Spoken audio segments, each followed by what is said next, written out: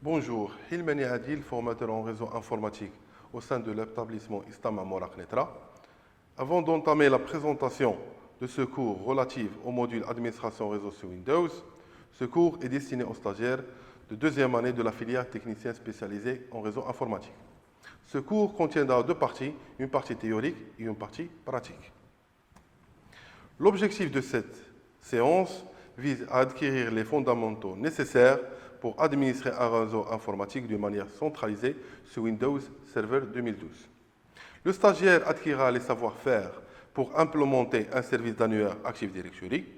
Après, mettre en œuvre le service réseau DNS, Domain Name System. Et pour terminer, le service DHCP, Dynamic Host Configuration Protocol. On va débuter cette séance avec une petite introduction. Après, on va détailler le rôle et les fonctionnalités du service Active Directory Domain Service. On passera après au service DNS pour le déployer dans un domaine Active Directory.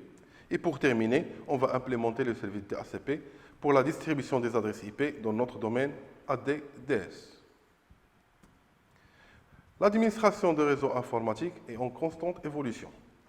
L'objectif général de ce cours est d'initier les stagiaires au concept commun d'administration réseau en mettant en place les services réseau associés afin de sa gestion active.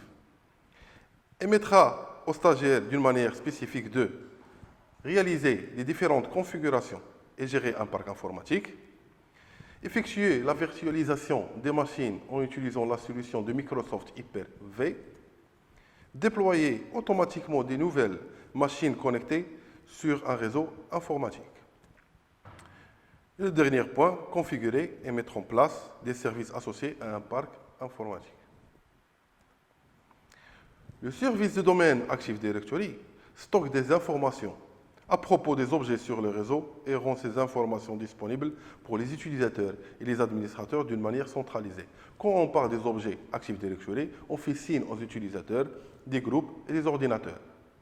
Les contrôleurs domaine qui exécutent l'Active Directory Domain Service, ils s'appellent les contrôleurs de domaine. Ces contrôleurs de domaine permettent de donner aux utilisateurs du réseau un accès aux ressources disponibles n'importe où sur le réseau via un processus de virtualisation de session unique. C'est-à-dire un seul utilisateur, un seul nom d'utilisateur avec un seul mot de passe pour toutes les ressources disponibles dans le domaine.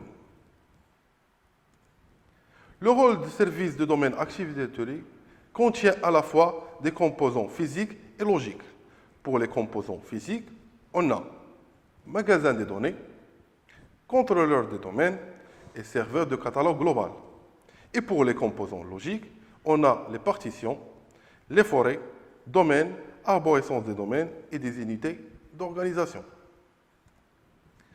L'ensemble des informations d'un domaine Active Directory sont contenues dans un fichier de base de données nommé NTDS.dit, New Technology Directory Service. Ce fichier est créé lors de l'installation du premier contrôleur du domaine et il est automatiquement répliqué avec tous les contrôleurs du domaine du même domaine. Cette base de données NTDS.dit est stockée par défaut dans le dossier System Root /NTDS. Lors de l'installation du service Active Directory Domain Service dans un serveur, Active Directory installe 4 partitions d'annuaire. La première partition, c'est la partition schéma.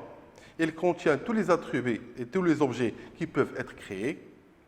La deuxième partition, c'est la partition configuration. Permet de décrire la topologie de l'annuaire.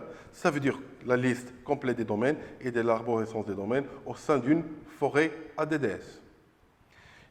Troisième partition, c'est la partition de domaine, contient les informations sur les objets qui ont été créés dans un domaine.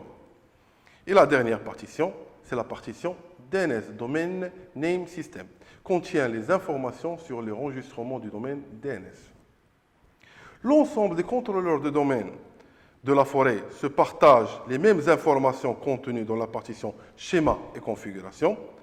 Par contre, les informations qui sont présentées au niveau de la partition domaine et DNS sont repliquées sur l'ensemble des serveurs contrôleurs domaine du domaine concerné. Une forêt Active Directory. Une forêt Active Directory est composée d'un ou plusieurs domaines qui sont regroupés dans des arborescences domaine Active Directory. Le premier domaine de la forêt est le domaine racine et donne son nom à la forêt. Dans cette illustration, on observe l'arborescence des domaines dans une forêt TRI.A. On voit que le domaine racine est TRI.A, dont la forêt prend le même nom. Après, on a un domaine frère Timsir.A, du domaine racine TRI.A, et un domaine enfant Knitra, qui hérite le nom du domaine parent TRI.A. Le catalogue global. Le catalogue global héberge un jeu d'attributs partiels pour d'autres domaines dans la forêt. Dans cet exemple, on observe qu'il y a un contrôleur domaine TRI.A qui contient le rôle catalogue global qui lui permet d'héberger une partie de partition domaine du domaine frère Timsir.A. L'unité d'organisation. L'unité d'organisation, c'est un moyen de créer des structures hiérarchiques dans la partition domaine Active Directory. Dans cet exemple, on observe qu'il y a deux utilisateurs, Yara et Adil, dans l'unité d'organisation TRI de A, sous l'unité d'organisation TRI, sous l'unité d'organisation TIC dans le domaine TRI.A. Dans cette structure du domaine TRI.A, on a des conteneurs par défaut, conteneurs built-in, qui stockent des groupes par défaut, les administrateurs, les opérateurs d'impression et d'autres groupes. Conteneur utilisateur ou users, c'est un dossier par défaut lors de la création des nouveaux utilisateurs. Conteneur computer, répertoire par défaut des comptes ordinateurs et des unités d'organisation domaine contrôleur, emplacement par défaut des contrôleurs domaine de ce domaine TRI.A. On passe maintenant au deuxième service, c'est le service DNS, Domain Name System. Le service DNS permet la résolution des noms des machines en adresse IP. Une fois installé le service DNS, une base de données est utilisée pour stocker les enregistrements. Cette dernière peut être localisée dans un fichier ou dans l'annuaire d'Active Directory pour sa réplication. Elle contient les noms des postes avec leurs adresses IP, ceci afin de pouvoir effectuer les opérations de résolution nécessaires. Le client DNS prend dans les systèmes d'exploitation client au serveur, effectue des requêtes et des mises à jour sur cette base de données DNS. Dans DNS, il existe deux types de zones de recherche. La zone de recherche directe qui exécute un processus d'interrogation qui permet de trouver une adresse IP d'une machine à partir de son nom. Par contre, la zone de recherche inversée exécute un autre processus d'interrogation qui permet de trouver le nom d'une machine à partir de son adresse IP. Dans le DNS, peut y avoir trois types de zones pour la résolution de noms d'adresse IP. La première zone, c'est la zone principale. Cette zone doit être créée en premier. Elle correspond à la copie maître de la base de données DNS contenue dans un fichier accessible en lecture et écriture. Ça veut dire qu'il peut être modifiable. Une zone secondaire, c'est une copie en lecture seule de la zone DNS. Les enregistrements contenus dans cette zone ne peuvent pas être modifiés manuellement, seulement peuvent être accédés en lecture seule. Une zone stable, c'est une copie d'une zone qui contient uniquement les enregistrements des ressources du serveur DNS faisant autorité pour la zone en question. Pour la résolution des noms en adresse IP, il existe plusieurs enregistrements au niveau du DNS. Le premier enregistrement, c'est l'enregistrement A et 4A, Address Record, permet de faire la correspondance à un nom de domaine d'une machine en adresse IPv4 et pour l'enregistrement 4A, permet de résoudre le nom en adresse IPv6. Le deuxième enregistrement, c'est le CNAME, c'est le Canonical Name. C'est un alias qui crée vers le nom d'une autre machine. MX, c'est le Mail Exchange, définit les serveurs de courrier pour le domaine. NS, c'est le Name Server, définit les serveurs de nom de domaine. Le quatrième enregistrement, SRV permet de définir un serveur spécifique pour une application. Et le dernier enregistrement, c'est le PTR, Pointer Record, associer une adresse IP à un nom. C'est le contraire d'un enregistrement de type A. On passe maintenant au quatrième service, c'est le service DHCP, Dynamic Host Configuration Protocol. Sur un environnement réseau, le serveur DHCP permet la distribution automatique des adresses IP au sein d'un réseau et aussi permet d'automatiser la configuration des cartes et des interfaces réseau. Dans cet exemple, on observe qu'il y a un serveur DHCP qui permet de distribuer des adresses IP au niveau du client 1 et du client 2. Ça veut dire qu'il réserve des adresses IP d'une manière automatique pour ces deux clients. Par contre, le client non DHCP, la configuration de cette interface a été implémentée et configurée d'une manière manuelle.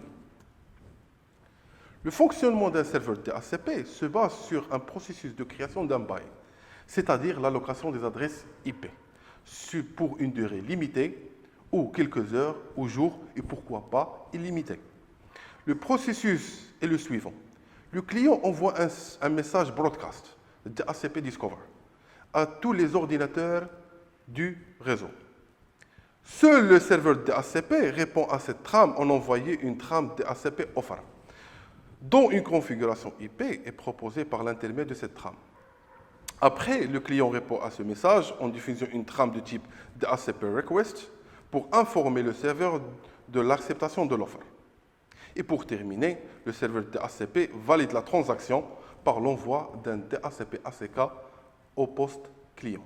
Comme ça, le client peut avoir son adresse IP d'une manière automatique. L'étendue DHCP. Une étendue DHCP, c'est un paramètre essentiel à configurer pour le bon fonctionnement du serveur DHCP. Il contient un pool d'adresses IP qui peuvent être distribuées.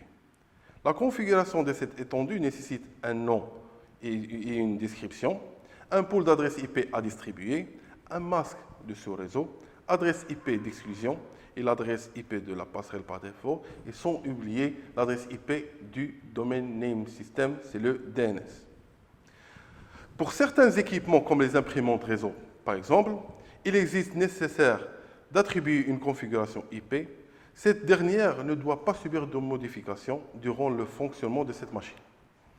Pour éviter cela, il est nécessaire soit de configurer manuellement l'interface réseau, ça veut dire d'attribuer une adresse IP d'une manière manuelle, soit de mettre en place une réservation dans le serveur DHCP. Cette dernière permet d'assurer de la réception de la même configuration IP à chaque demande du client d'une adresse IP vers le serveur DHCP. Ça veut dire la réservation d'une adresse IP se réalise en utilisant l'adresse MAC de l'interface réseau de la machine cliente. On a terminé la présentation. Maintenant, on va passer à la partie pratique.